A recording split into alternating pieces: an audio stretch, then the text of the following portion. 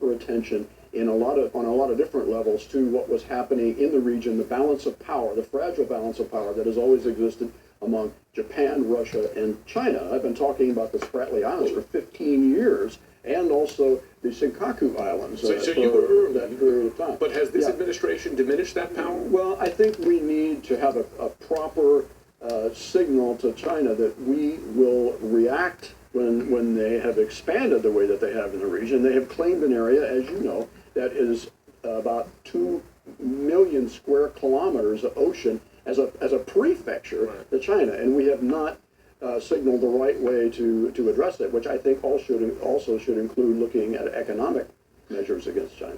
No question. Senator Jim Webb, thanks very much for taking the time. Hold on, let me show you them damn islands. Out front. I want to find out whether claims that China is building new territory out here are true. Then on the horizon, what looks like land, an island where there shouldn't be one.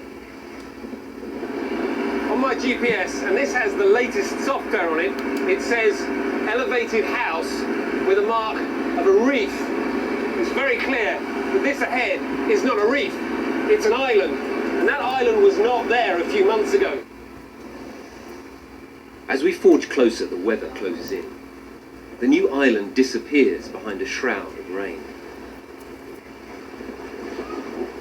We plough on south, and the rain gradually clears. After 4 hours, we spot a Vietnamese fishing boat. And then dead ahead, another island.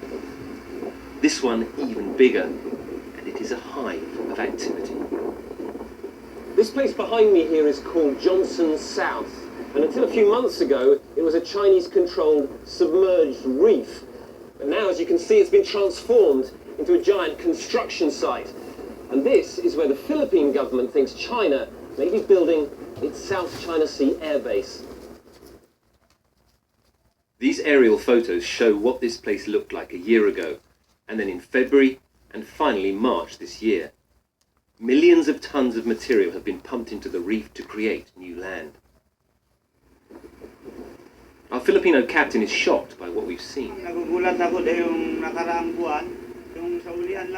We used to come here all the time to fish, he tells me. Now with all this construction, I think it won't be long till we can't come here anymore. As if on cue, the Chinese start firing flares into the sky, warning us it's time to leave. China claims the entire South China Sea, including all the Spratly Islands. Beneath this vast claim may lie billions of tons of oil and gas.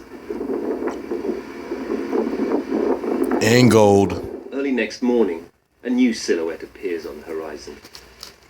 A rusting World War II hulk stuck atop another reef. This ancient rust bucket is the Philippine Navy ship Sierra Madre. On board, a tiny garrison of 10 Philippine Marines, all that stands in the way of another Chinese takeover. Just beyond the reef, 2 Chinese ships roam up and down. The coast of the Philippines is about 120 nautical miles in that direction.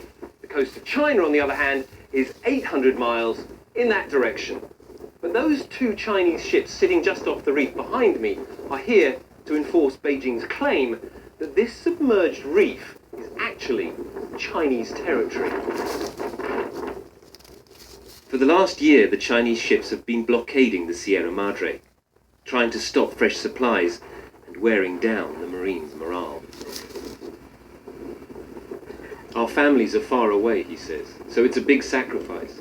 Food is limited, and it's difficult to avoid boredom and sadness.